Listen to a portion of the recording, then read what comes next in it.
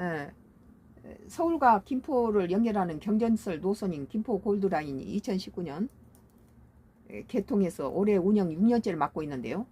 서울과 김포는 기존까지 48번 국도만을 이용해 오갈 수 있었기 때문에 좀 이런 데가 있죠. 수도권 내 다른 지역보다 교통 환경이 열악하다는 평가를 받았다. 특히 출퇴근 시간에는 서울과 맞붙어 있었음에도 김포가 바로 서울에 붙어 있잖아요. 강화나 이런데.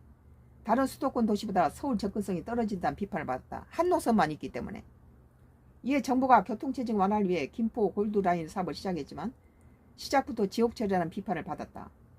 이제 없다 보니까 전부 지하철을 타는 거죠.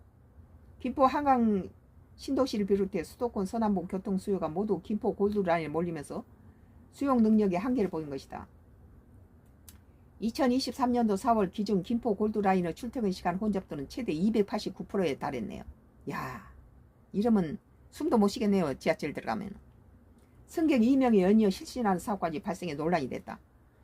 숨을 막혀서 2명이 실신할 정도면 지옥 처리네요, 정말.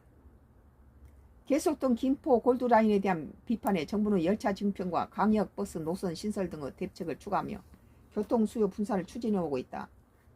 국토부 관계자는 내년 5편성의 추가 증차가 이루어지면 배차 간격이 2분 10초대로 줄어들어 다른 서울 지하철 노선과 비슷한 수준이 될 것이라고 설명했다. 이건 잘한 거네요. 김포 지역에서는 김포 골드라인뿐만 아니라 서울 지하철 2호선과 5호선과 GTX 수도권역 광역급 행철도 D노선 등의 신규 노선에 대한 기대감이 크다. 우리 동네에서는 7호선과 2호선이 있어요. 뭐 2호선은 도보로 한 5분 거리 있고 7호선은 2분 거리에 있죠.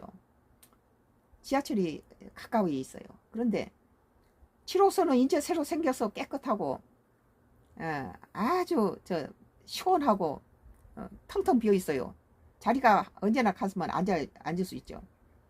그리고 2호선은 출퇴근 시간 아니고도 노인석이나 가야 뭐 좀 앉을 수 있지. 노인석도 꽉 차 있어요. 65세 된 젊은 할머니들이 앉아서는 자리를 안 비켜주죠.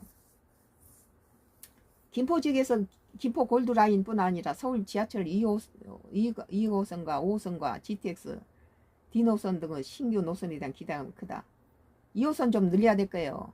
근데 금방 가고 금방 오는데도 그렇게 많은 사람이 타더라고요. 이들 노선이 모두 근데 보니까 차를 가진 사람도 다 타요. 주차할 데가 없으니까.